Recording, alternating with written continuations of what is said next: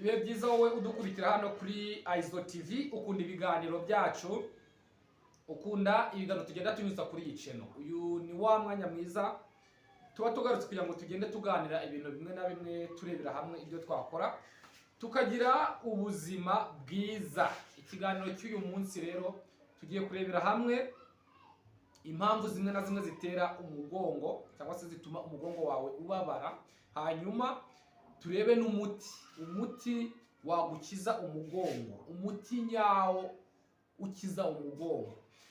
Muri iki kiganiro rero ngiye kukubwira uburyo bugera muri butatu wakwivuramo umugongo. Ni ubwoko bw'imiti itatu yagukiza umugongo. Umugongo wawe urababara, umugongo wawe urakurya, tugiye kurebera hamwe rero uburyo wawivura.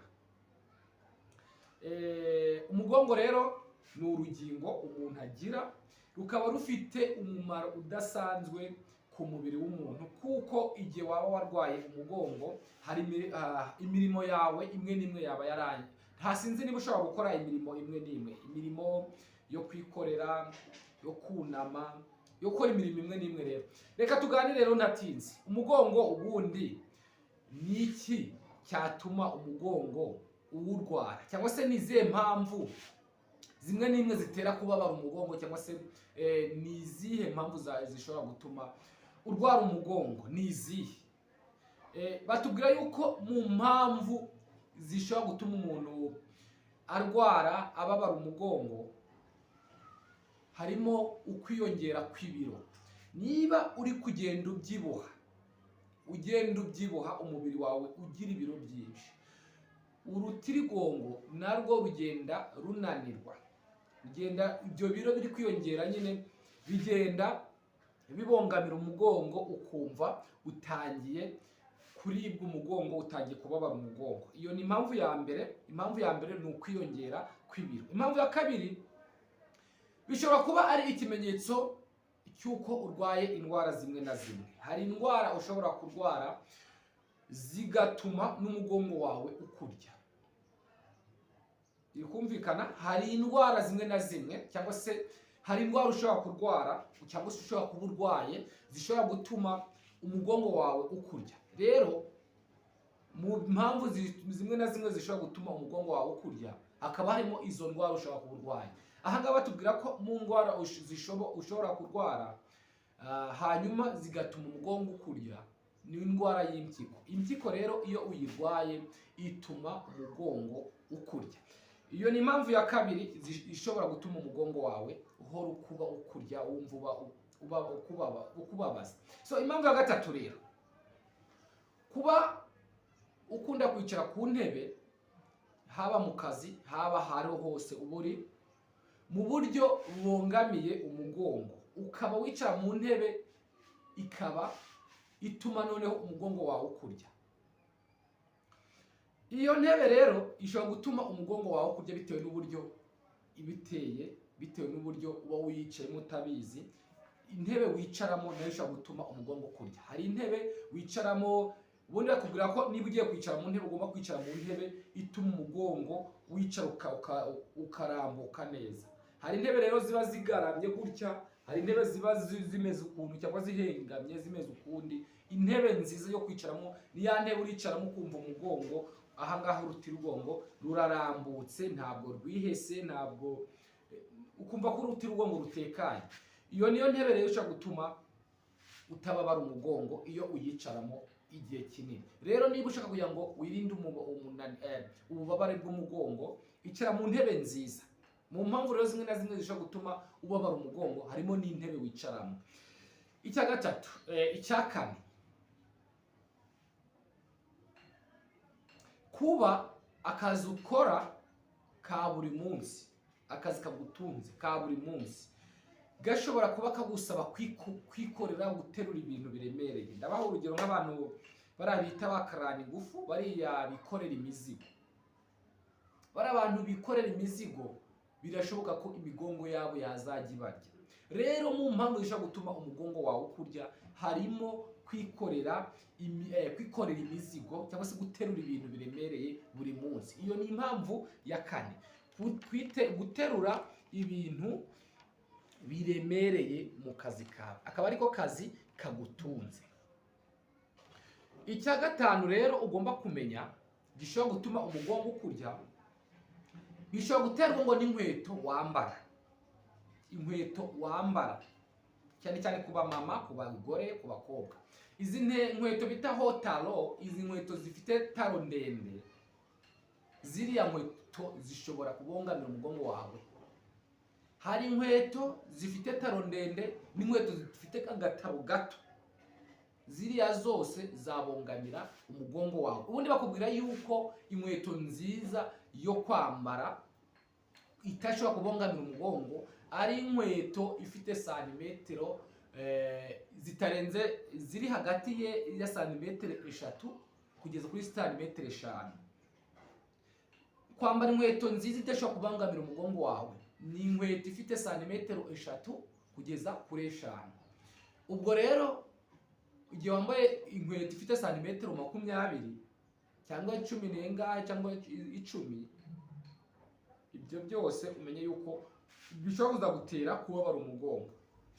Dukomeze ku mwanya wa 6 mu mpamvu zimwe na zimwe zishobora gutuma ubabara umugongo, harimo kuba uri mu myaka myaka yawe utangiye gukura, imyaka 50 gusubiza hejuru, imyaka 40, 45, 50, 60 gusubiza hejuru. Iyo ubageze muri icyo cyiciro cy'iyo myaka rero watangiye gukura, hari umugongo utangira kukurya, birumvikana kuko uba umaze kugira gusaza. Kuba ugeze mu myaka za 40, 45, 50, 60 kuzamura, ushobora gutangira kumva umugongo ugenda ukurya. Izo ni impamvu batubwira yuko zishobora gutuma umuntu ababara umugongo. Izo ni impamvu, uvuze impamvu 6. Reka noneho twinjire mu kiganiro cya nyacyo, turebe ngo ubundi umugongo wawe wivura ute. Ni iyihe miti y'umugongo nyayo, batazakubesha ngiye kukubwira umuti nyawo wo kwivura umugongo. So mbere yo kuvuga rero ibindi byinshi mu byo mvuze bishobora gutuma umuntu ababara umugongo, mbere yo kwivura umugongo banza umenye ngo uyu mugongo ngiye kwivura uterwa n'iki. Umanzure umenye impamvu uwo mugongo ugiye kuwivura, umenye impamvu ziwutera, hanyuma uzirinde. Niba ari umugongo ukurya cyangwa se urwara kubera izo nkweto zihagaze zira za hotaro, uzireke kuzambara. Niba ari intebe wicaramo, ya intebe ituma umugongo ukurya, uyireke kuyicaramo. Niba biterwa n'impamvu y'umubyibuho, ugabanya ibiro. Niba biterwa n'akazi kawe, kariya ko guterura ibintu biremereye, ukahagarike. Niba biterwa n'izindi ndwara zigiye zitandukanye urwaye mu mubiri, nazo ubanza uzivuze mbere yo kwivuza umugongo, kuko izo mpamvu nizivaho n'umugongo ushobora guhita ukira. So reka twinjire rero turebe umuti. Ubundi umuti w'umugongo ni uwuhe nyawo, atari bya bindi by'ibipipirano, bya bindi bakubesha. Ngiye kukubwira uburyo 3 wakwivuramo umugongo. Uburyo bwa mbere ni ugufata karoti. Ndatekereza ko nta muntu utayizi. Fata karoti 2 mu gitondo kibyuka, uzirye, uzihekenye ari za karoti z'umwimerere, za zindi za fresh, za zindi zitanambye, za karoti zikiri umwimerere. Fata karoti 2 mu gitondo kibyuka, utaragira ikintu ukoza mu kanwa, uzihekenye, umara igihe kingana n'ukwezi, ikibazo cy'umugongo kizaba cyakize. Iyo ni umuti wa mbere. Umuti wa kabiri rero ni umuti wo kwisiga ibumba. Sinzi niba abantu barizi. Fata ibumba ritukura. Amabumba murabizi ko atandukanye, hari ibumba ry'icyatsi, ibumba risa n'umukara, hari n'ibumba ritukura. Fata ibumba ritukura, ugende urisige ku rutirigongo rw'umugongo. Hariya urutirigongo rw'umugongo urisigeho, umare mu gihe uzajya ukunda kurisigaho mu gihe kingana n'iminota 30, igihe kingana n'isaha. Iryo bumba rizagenda rigukize indwara y'umugongo. Ibumba, sinzi niba ibumba abantu bazi akamaro k'ibumba. Ibumba rivura indwara nyinshi. Wavuga indwara zivurwa n'ibumba, bwakwira bugaca. Ndatekereza ko nakoze n'ikiganiro kivuga ku ibumba. So niba ushaka kwivura rero umugongo, koresha ibumba. Genda ufata ibumba ritukura, ugenda urisiga hano ku ruti rw'urugongo, kuri colonne vertebrale. Uru ruti rw'urugongo rwose ugenda uhomeho ibumba, urihomeho, uzajya ukunda kurihomaho nibura urirekeraho iminota 30. Umugongo uzagenda ukira kandi uzakira bya nyacyo. Ubwo ni uburyo bwa kabiri bwo kwivura umugongo. Uburyo bwa gatatu rero batubwira, hari ukunywa icyayi cyangwa se kunywa igikoma gitetse mu buro. Uburo sinzi niba ababizi, ayo bita millet powder, ifu y'uburo. Uburo, fata uburo, ufate n'ifu bita coconut milk powder, ni amata, ni ifu y'amata ya coconut. Sinzi niba abantu iyo fu y'amata ya coconut bayizi, ariko nureba kuri cover y'iyi video, kuri thumbnail y'iyi video, urabona ahantu handitse ngo coconut powder, coconut milk powder. Urabona akantu ifu, cyangwa se wajya no kuri Google ukandikamo ngo coconut milk powder, ukarebera coconut milk powder ukuntu ibisa, kugira ngo uze kubisobanukirwa, uyisobanukirwe. Fata ifu, amata y'ifu ya coconut, urumva, ufate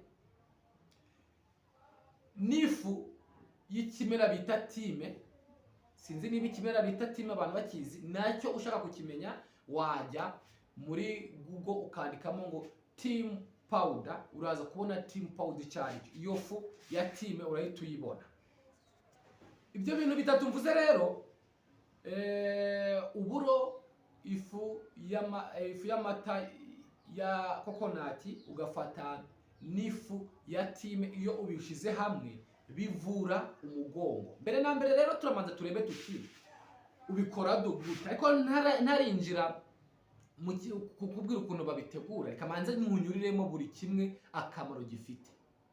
Ifu y'amata ya coconut ngo ikimaze, yongera amaraso, ikongera intege mu ngingo z'umubiri, kandi imara umunaniro, igafasha ahangiritse. Niba mu mubiri hari ahantu hangiritse, iyi fu aya mata ya coconut, iyi fu y'amata ya coconut iragenda igasana ahantu hangiritse. Ubwo rero iyo igeze ku ruti rw'urugongo, iragenda igasana muri rwa ruti rw'urugongo ahantu hangiritse. Ako ni akamaro k'iyi fu ya coconut. Kandi akamaro ka kabiri, tugere ku buro. Uburo nabwo ngo bukize ku myunyungugu, kandi ngo bugatuma ubwonko bukora neza.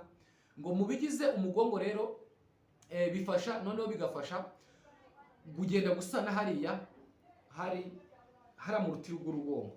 Noneho kuri time ho rero, time yo ivura ama infection, ikavura uburibwe.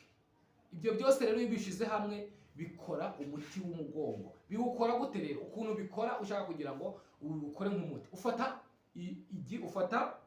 uburo, ugateka igikoma bisanzwe. Igikoma, ukuntu bateka igikoma cy'ibigori, cy'amasaka bisanzwe. Fata amazi yawe, ushiremo ifu y'uburo, uteke igikoma. Nikimara gusha rero, ikimara gusha, ufate ya fu ya time. Nikimara gusha, ufate ifu ya time, yenda tuvuge ni ikiyiko kimwe cyangwa ibiyiko bibiri, ugende uvangemo, uterere muri cya gikoma. Ufate igikombe cy'uburo, kiriya gikoma watetse cy'uburo, ugishire mu gikombe. Numara kugifura mu gikombe, ufate ifu ya time, ibiyiko bibiri cyangwa ikiyiko kimwe, ushiremo ukoroge. Numara gukoroga nanone, ufate ya fu y'amata ya coconut, ufate ikiyiko kimwe naho ushire muri cya gikombe cy'igikoma. Igikombe cy'igikoma cy'uburo washizemo ifu ibiyiko bibiri cyangwa ikiyiko kimwe cy'ifu ya time, ushiremo ikiyiko kimwe cy'amata y'ifu ya coconut, ubivange bihure, bifate. Nibimara gufata, ubinwe. Uzajye ubinwa rimwe ku munsi, ubikore mu gihe kingana n'ukwezi. Mu gitondo kibyuka bifate, fata igikombe kimwe cy'uwo muti, tugenda ni igikoma kirimo icyuburo, washizemo ikiyiko kimwe cy'amata ya kokonati, washizemo ifu ikiyiko kimwe cy'ifu ya time, wabikoroze. Icyo gikombe uzajya ugifata buri mu gitondo uko ubyutse ugifate, ubikore mu gihe kingana n'ukwezi, umugongo uzahita ukira bya nyabyo by'ukuri. Uyu ni umuti nyamuti ufasha, uyu niwo muti ufasha, wenda kuri ujya gushakira ahandi ngo barakuvura ibindi. Iyi miti nkubwiye irakiza. Ushobora no kubikoresha mu buzima busanzwe kugira ngo uzajye wivura yenda ibibazo by'umugongo bizaza, cyangwa n'izindi ndwara zigiye zitandukanye. Ukazajya rimwe na rimwe uyu munsi ugafata icyo gikoma kirimo ifu ya time n'amata y'ifu ya kokonati, ukabifata uyu munsi, nyuma y'iminsi 3 ukongera ukabifata, nyuma y'icyumweru ukabifata, ukabigira ubuzima busanzwe buri gitondo ukazajya ubifata. Ibyo birafasha, bikurinda no kuzarwara umugongo mu myaka iri imbere. Ibyo rero ni umuti. Ushobora no kurya karoti uyu munsi, ejo bundi ukongera ukarya karoti, icyumweru cyiza ukazongera kurya karoti, ukabigira akamenyero. Ibyo nabyo birakiza. Kwisiga ibumba bisanzwe mu mugongo birafasha. Rero reka tumenye ibintu byagenda bidufasha mu buzima. Ubuzima ni ikintu cya mbere ugomba gushiriraho ubwenge, nicyo kintu cya mbere ugomba kwita. Nta mundi muntu wakwita ku buzima bwawe. Rero ibyo nibyo byagufasha kuvura umugongo, nibyo wakagombye kuba wamenya, nibyo rero naguteguriye muri iki kiganiro. Nakubwiye impamvu zitera umugongo, ukumva umugongo uhora ukurya. Nakubwiye impamvu ugera muri 6 zishobora gutuma umugongo ukurya. Kubwiye n'uburyo umugongo wawe wivura mu gihe urwaye cyangwa se wumva uhora ukurya. Ubu ni umuti nyawo w'umugongo. Mu gihe wumva umugongo wawe uhora ubabara ukurya, wakoresha ubu buryo. Bwaba uburyo bwo kurya karoti 2 ku munsi buri mu gitondo, bwaba kwisiga ibumba, bwaba kunywa iki gikoma kirimo ifu cy'uburo, kirimo ifu ya time n'ifu y'amata ya kokonati, ukabinywa mu gihe kingana n'ukwezi. Ni umuti original, ni umuti wuzuye, kandi ndakurahiye ntabwo ari umuti wa wundi abantu baba babeshya. Uyu muti urakora. Reka ndekere aha ngaha ikiganiro cyanjye cy'uyu munsi. Ndatekereza ko ibiganiro byacu nakagaruka.